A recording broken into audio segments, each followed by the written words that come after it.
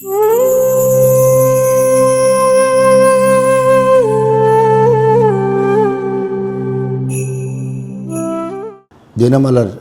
ஆன்மீக அன்பர்களுக்கு நமஸ்காரம்.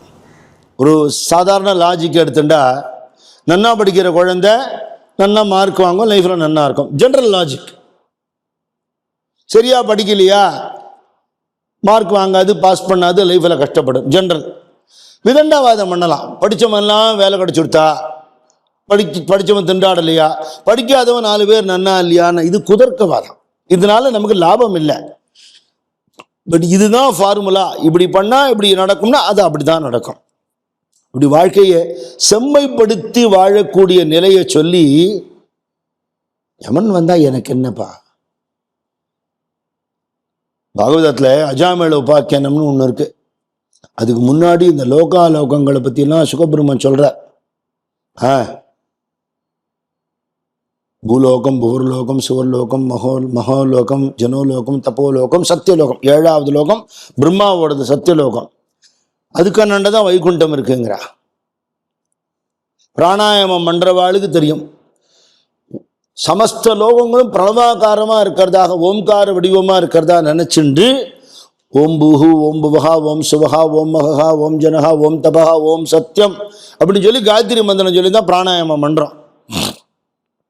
அப்புறம் அந்த பிரணவமே உலகம் பூரா இங்கேயும் இருக்க, மேல் லோகங்கள்ல மட்டும் இல்லை, இங்கேயும் இருக்க. ஓம் ஆபஹா தீர்த்தமா இருக்கு, ஜோதிர் ரசகா சூரியனா இருக்கு, அமிர்தம் பிரம்மா பூர்புவ சூரோம்னு சொல்லி பிராணாயாமம் பூர்த்தியா இருக்கு. நடுவில் காயத்ரி மந்திரம் வருது. இந்த பூமிக்கு கீழே அதல விதல சுதல ரசாதல தலாதல மகாதல பாதாள, இந்த பக்கம் 7 லோகம், இந்த பக்கம் பூமியோட சேர்த்து 7 லோகம். 14 லோகம்னு நம்ம சாதாரணமா சொல்றோம். அதை 3 கிளாசிஃபை பண்றா. மேல் லோகம், பூமி, கீழ் லோகம். அப்படி எடுத்துட்டா 3 லோகங்கள்லையும் இல்லை அப்படி சொல்லுவா தெரியுமா. இந்த 3 கேட்டகரின்னு அர்த்தம். அதோட எக்ஸ்பான்ஷன் என்ன, 14 லோகங்கள்னு சொல்றது. இங்க வாழற வாழ்க்கையில அந்த ஆனந்தத்தை அனுபவிக்கலாம்ங்கிறா. அதனால இச்சுவை தவிர யான் போய் இந்திரலோகமாலும் அச்சுவை பெரினும் வேண்டேன் அரங்கமா நகருளானேன். இங்க எனக்கு கிடைக்கிறதுப்பா. நீ இருக்கிற இடத்த வைகுண்டமா கைலாசமா மாத்திக்க முடியும். சத்சங்கத்தை இருக்கிறவாளுக்கு எப்ப பார்த்தாலும் ஆனந்தம் தான். ஆனந்தம் தவிர ஒண்ணுமே கிடையாது. இது எதிராளிக்கு புரிய வைக்கவும் முடியாது. இதுல என்ன வேடிக்கை தெரியுமோ, இந்த வழி ரொம்ப சுலபம். இது ரெஸ்ட்ரிக்ஷனும் கிடையாது.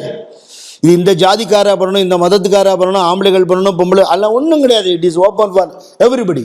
எல்லாருக்கும் திறந்திருக்கு. புரந்தரதாசர் சொல்றார், கஷ்டமே இல்லைப்பா, ரொம்ப சுலபம்.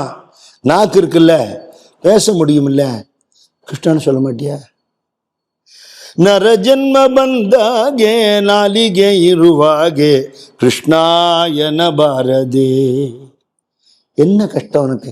அந்த வாய் என்னென்னமோ பேசுறதே, ஒரு நாமாவளி வராதா? பலனை எதிர்பார்த்து சொன்னாதான் நீ ஒத்துப்ப. இப்படிதான் வரும்னு சொன்னாதான் ஒத்துப்பேன்னா அதுக்கு பதில் சொல்றேன். பலன் இல்லாம கிடையாது.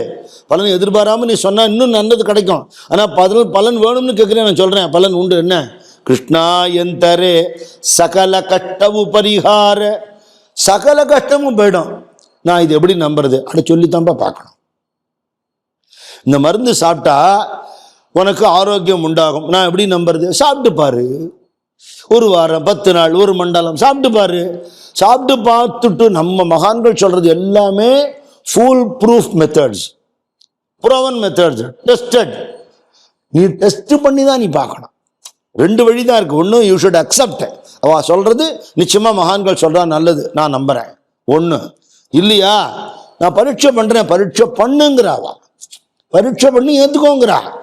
பரீட்சையே பண்ணாமல் அது முட்டாள்தனமானதுன்னு சொல்றது முட்டாள்தனம்.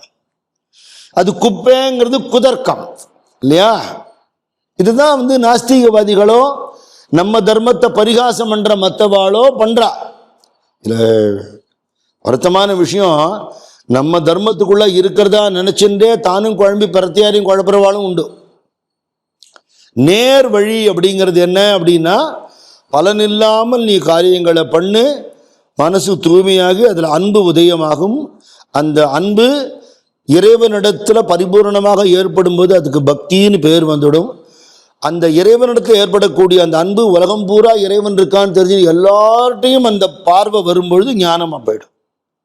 இந்த மார்க்கம் தான் நமக்கு போட்டு கொடுத்துருக்கா.